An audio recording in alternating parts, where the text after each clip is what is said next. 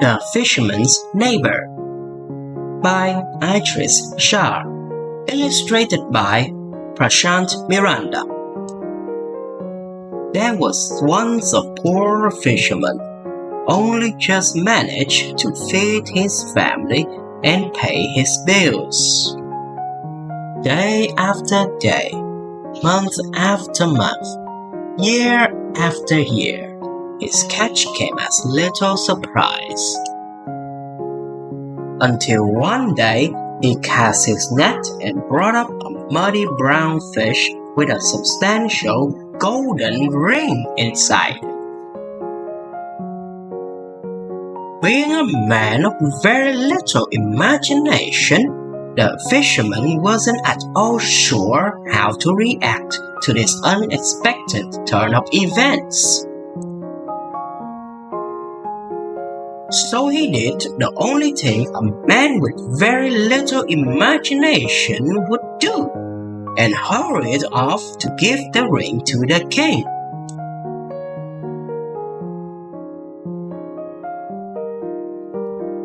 It just so happened that the king was having an extremely dull day, and an unexpected turn of events such as this did much to break the tedium.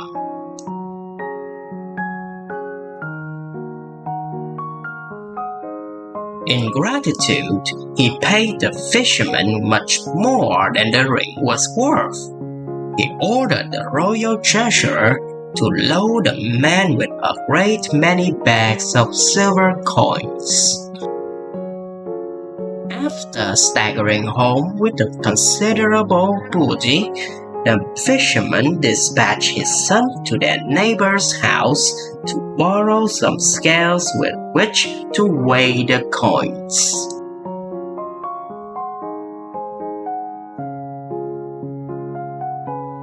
As is so often the case in stories of this kind, the neighbor happened to be both greedy and nosy. But as we already know, the fisherman lacked sufficient imagination to take such character traits into consideration. Thinking himself very crafty, the neighbor smeared fat on the inside of the scale pans in order to find out what the fisherman wanted to weigh. "By what stick to the fat?" he smirked to himself. "I'll know what he has in the house." Sure enough, upon the return of the scales, there was a small silver coin embedded in the fat. He and his wife took it in turns to listen at the windows of the fisherman's house.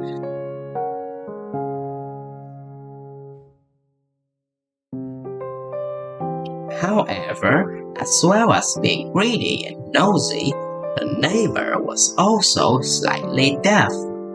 Eavesdropping beneath the window, he heard the fisherman explaining to his wife about the muddy brown fish, the gold ring, the king, and the cash. From his hiding place, the neighbor managed to correctly make out most of the tale, but instead of hearing gold ring, he heard many cats. For in the language of their land, these two phrases sounded almost the same. Without a moment's delay, the neighbor rushed to the market square, snatched up every stray cat he could find, and bore them off, spitting and clawing, to the king.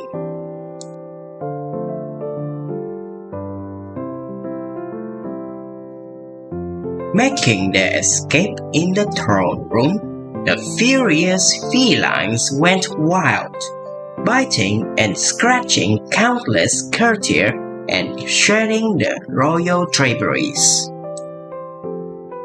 You will not be surprised to hear that far from receiving his weight in silver coins, the fisherman's neighbor was thrown into the deepest and darkest of dungeons. Unfortunately for him, he had made the fundamental error of having rushed wholeheartedly into an enterprise without possession of the full fact and without having thought the project through. And did he use his time in the cell to see the errors of his ways? I am sorry to tell you that he did not. Preferring instead to spend his lifetime of solitude cursing the fisherman